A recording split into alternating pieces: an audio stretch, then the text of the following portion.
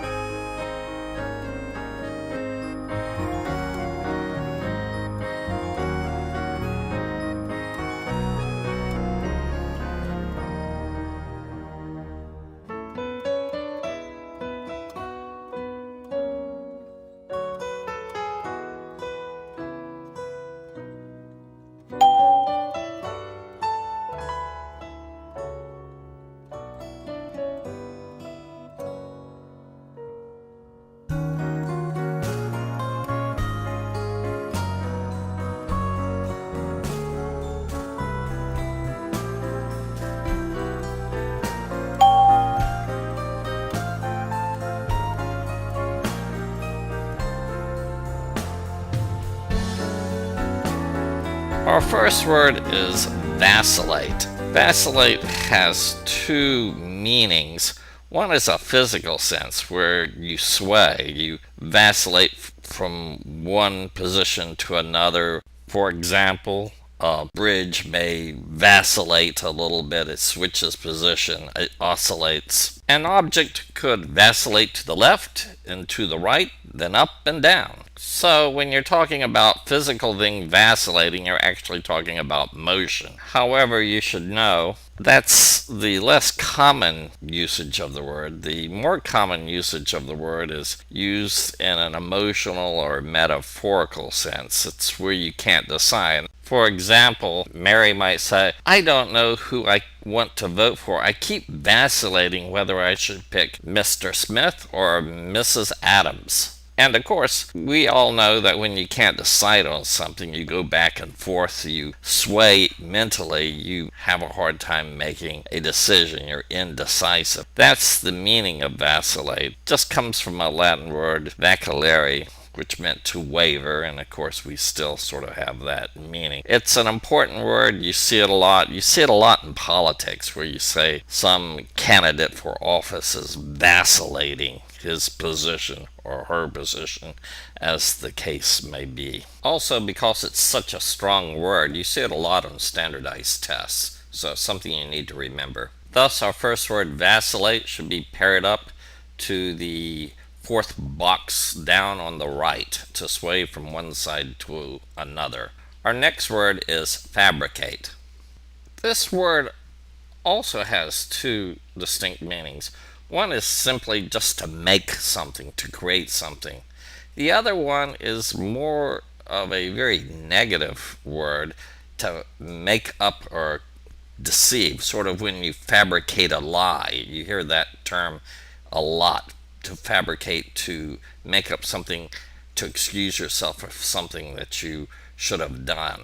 So you can use it in a strict physical sense, to create, or in a more of an emotional sense when you fabricate something such as a lie. Some of you might be aware of big companies. There's one, BASF. That F in BASF is Fabrik. German companies use that in the sense of fabric meaning company or factory. So clearly, even in Germany, the concept of Fabrik or fabric has something to do with making stuff. That concept of making stuff was adopted in England very early on, and in small workshops where you made clothing, that making became a fabric. That's why you have silk fabrics and cotton fabrics and so forth. However, on standardized tests, you're going to see the word fabricate used more in its negative idea when you fabricate a lie or sort of distort the truth. So pay close attention to that. So our word fabricate should be paired with the third one down on the list: to invent or make up or concoct. Our next word on the list is usually pronounced espy. Some people say SP. Probably best to remember espy because it has that SPY, spy thing, that is a good mnemonic to memorize the meaning of espy.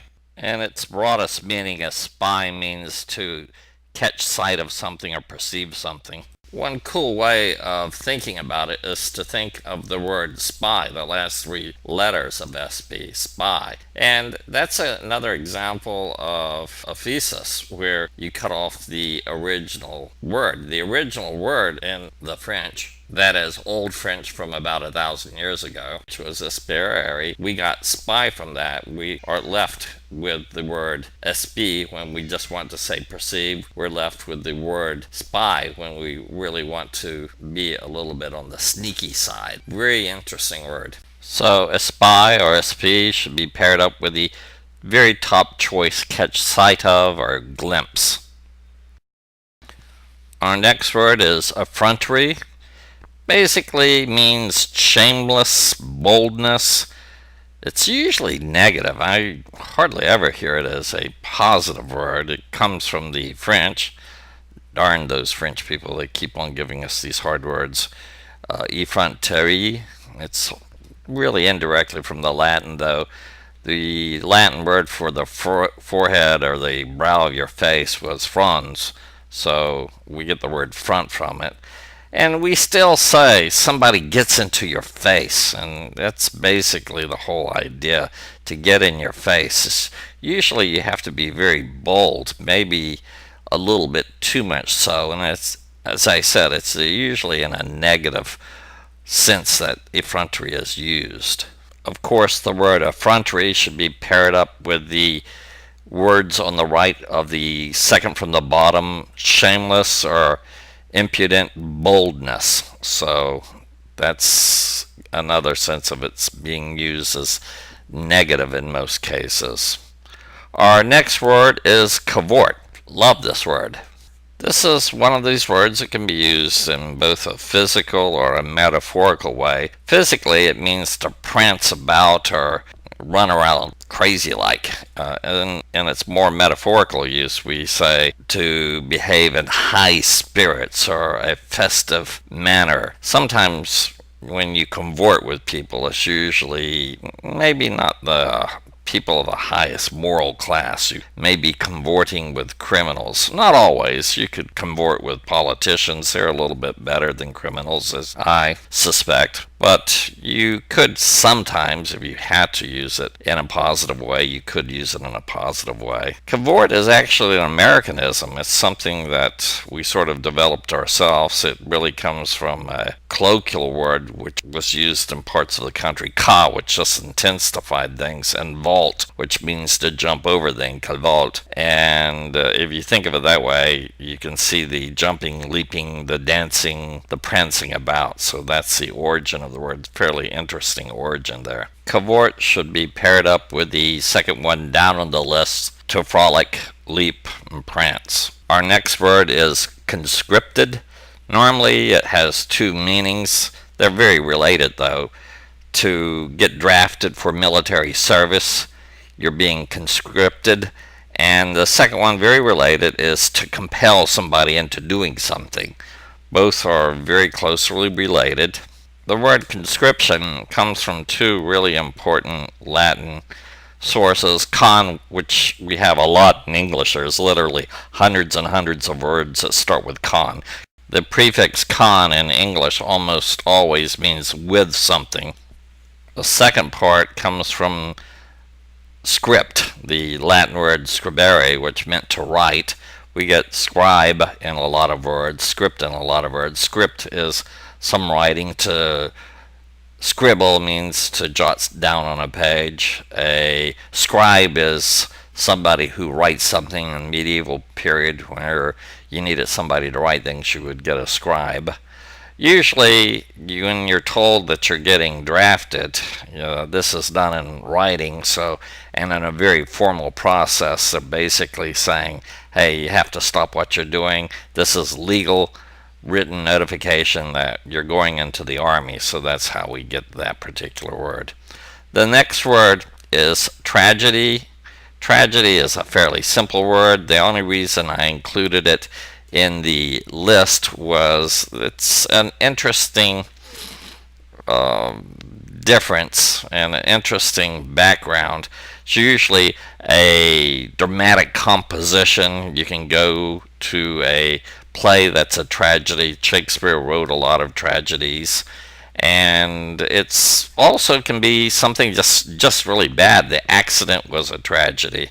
Has an interesting background, an interesting origin. It actually comes from the Greek word goat song, which is just really weird to me. I have no idea how we got the word tragedy from goat song, but there we did. There you have it. Very strange. Conscripted should be paired up to the third from the bottom, to compel into service, and tragedy is the very bottom one, a disastrous event or work of art. So we have those two words. Our next word is pronounced truculent. It's not a real common word, but you do see the word used on standardized tests quite a bit. It means something that's fierce or cruel or savage or brutal. Comes from the Latin fierce or savage, so that would make sense. I don't really know that much about the word. I do see it a lot on tests though, so you better be aware of it. In its widest sense, truculent is very similar to the idea of being bellicose or belligerent and very ready to fight, and that's why it should be paired up with the eager to fight, violent that you find in the bottom of the middle part of the column there. Eager to fight or violent. The next word is almost the opposite, conciliatory. If you're conciliatory, you generally overcome distrust of others, you get along with them, you're not hostile to them, you win them over. You can, for example, conciliate an angry competitor by being nice to them. It's sort of the concept of the word counsel. We get the word counsel in English, which is sort of you get together and make decisions, to bring together, to make friendly, and that's why we use the word counsel. It's from that Latin word, by the way. So that should be paired up with the middle part of the word list on the right, agreeable or friendly. So in its most general form, if you're conciliatory, you are agreeable or friendly. And our last word is not something you see a lot, but it's a really interesting word, dowager. A dowager is generally a woman, I guess it's almost always a woman, who holds on some sort of title or holds property from her deceased husband. You hear the term a lot in China. I don't know why, but it doesn't necessarily have to be of Asian origin. So if you have somebody whose husband was the king and you're still hanging around with this property, you might be considered a dowager. The word itself again comes from an old French word, and not to get into the boring details of it, we get the Tao part. In Tao is when you give somebody, so the Tao is the remnant that you might know. So a dowager is somebody who was endowed, given something from their husband.